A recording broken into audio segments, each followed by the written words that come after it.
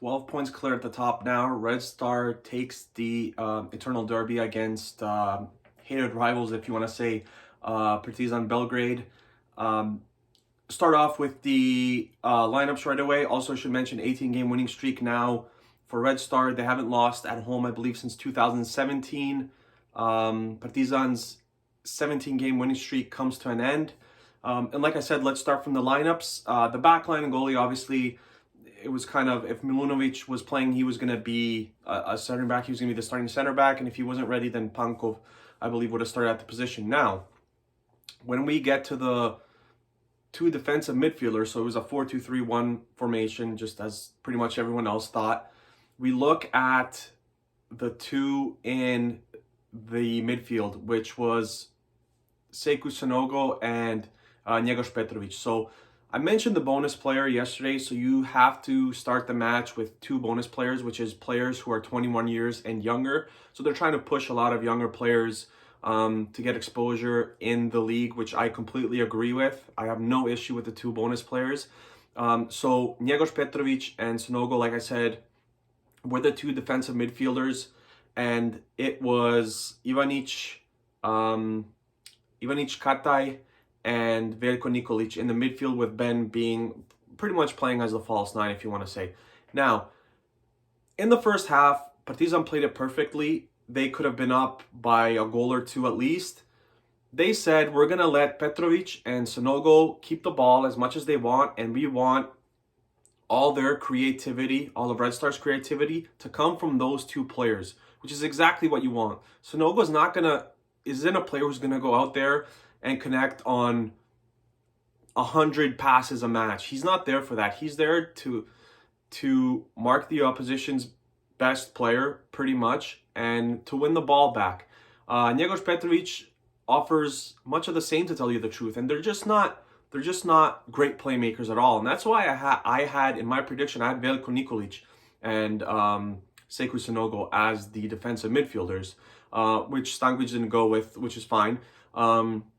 Ivanic and Kataj, pretty much what we thought we would see in that midfield. And then Veljko Nikolic, which was also, I don't think it was, it was a little bit of a surprise, I think, because Gavrić has been playing a lot recently.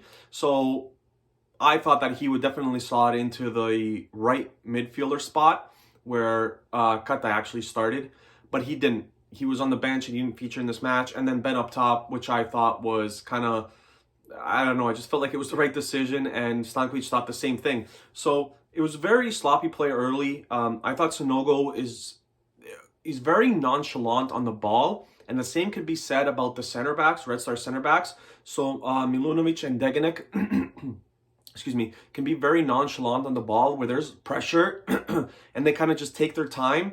And there was actually a slip up by Milunovic in the first half where it could have created, a huge chance for Partizan. They didn't take it, but that's what I'm talking about. The clearing from the goalkeepers today was also very brutal. Borjan has been at it for some time now. I mentioned it in one of my other vlogs. I think it may have been the Milan vlog from the Europa League, round of 32, where his clearing needed to be a lot better, and he's kind of stuck with that so far. He hasn't really improved on it. In the first 30 minutes, there was next to no chances for Red Star. They couldn't incorporate Ivanic and Kataj into the play at all. Like I said, Partizan made Petrovic and Sanogo, put all the pressure on them to make the plays, and the connecting plays with Kataj and Ivanic just simply weren't there. There was no chances created until I think it was the 32nd minute when Nikolic had a great chance in the box. Stojkovic saved it from about 3-4 yards out. Exceptional stop, kind of from Nikolic's left side. Credit to Nikolic. There was, I think it may have been Vujacic, I think, the center back for Partizan, who kind of slid, and Nikolic, to his credit, jumped over the sliding leg and finished off the chance. He easily could have been fouled, and it's a clear penalty. Like, I mean, you slide and you bring the guy down, it's a clear penalty. But it was an exceptional stop from Stojkovic. The first, I would say from the 30th to about the 40th minute, is the only time the Red Star controlled the play in the first half. Literally, those 10 minutes, Partizan was much better.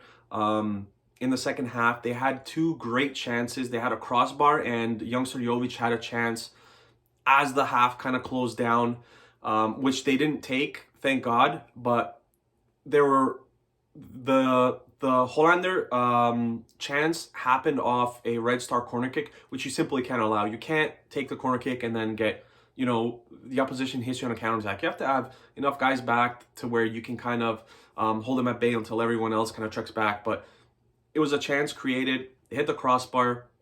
About a minute and a half later, Jovic has a chance from 3-4 yards out. He misses. The ball goes out. I believe it was a corner at the end. It doesn't really matter because nothing happened for that.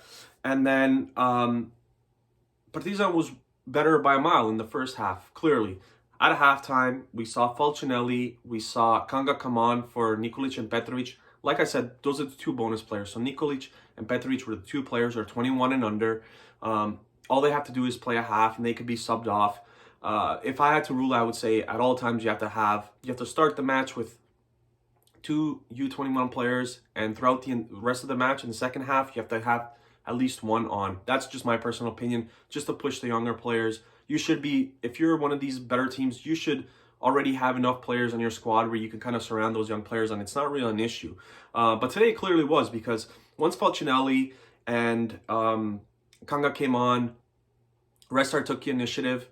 An excellent headed goal by Ivanic. He's usually, something the commentator mentioned as well, he's usually a guy who drifts off onto the back post when there's a corner kick. This time he kind of ran across and headed the ball on the near post. Stojkovic couldn't get to it. Excellent ball from Kanga. This is what I mean. I said in the preview, don't be surprised if he's not even a part of the match. He was. Thank God he was, because it was an excellent ball, excellent header.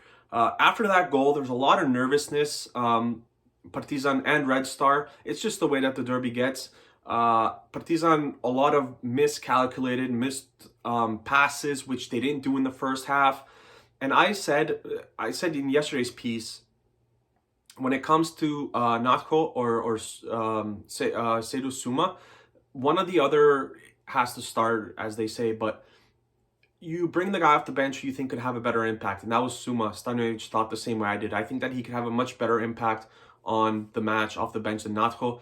That's exactly what happened. Natko started the match. He wasn't really relevant today at all, but it changed the match once he came on, and then you brought in Lazar Markovic at halftime as well, and then you bring in Jovic. One thing I'll say is Jovic, Markovic, and Suma not starting the match, I was kind of surprised. Those are kind of, apart from Asano, those three are, you can argue that those are their other three really good players. And Suma hasn't started many matches. There's rumors that he's already been sold, so maybe they're just kind of playing him to show the team that has bought him that, he's still in form or that he's not injured and whatnot. I just don't like that. It's your best player. It's the derby, one of your best players. It's a derby. You kind of go out guns blazing. You're 9 points behind. You really have nothing to lose. And it's not like they were forced to play the 4-2-3-1 formation. They could have done something else where they have all these guys in the starting lineup, because you're kind of going all or nothing, so to say, because if you lose this, it's not done, but 12-point lead with 8 matches left is going to be really hard to get to. Red Star literally has to lose 4 of the 8 matches, which I don't see happening. A lot of people don't see happening. And yeah, the second half was just very sloppy. A lot of fouls, which wasn't the case in the first half. I think there was something like 15, 16 in the first half, and in the second half, the numbers were much larger than that. But Stankovic did a lot of things when it came to substitution. I thought Gajic was really good today, controlling his side. Rodic went off. Goblic went on to Rodic. Usually, I don't want to say he never plays the full 90, but he was up and down the pitch a lot. So that was a substitution that was made. And Cernic also has very capable of coming back and defending on the wing. So that was a benefit for Red Star as well. But I mean, it's great to get the win. I mentioned yesterday, it's almost 2 years since Red Star last beat Partizan. That streak comes to an end now. 1-0 win. I think I said 2-1. So, we'll take it. 12-point lead with 8 matches left. Yeah, Falcinelli ended up getting injured as well. Don't know the severity of it. Looked like it was his ankle. But Borjan had an excellent stop, close to stop. I think it actually was stoppage time from Suma. Dove to his left side. Exceptional stop. I thought Milunovic today was exceptional. Like I said, we didn't know if he was going to play. We assumed that he was because he did pick up a knock in a previous match in the cup tie. But I thought he was maybe the man of the match. Sanogo was outstanding today. One of the two of them could have been man of the match. If you have Borjan as man of the match, I wouldn't argue with you because that stop to keep it at 1-0 is ultimately kind of like one red star of the match. And let me know below what you guys think of the match, grading out of 10, things like that. Surprises, anything.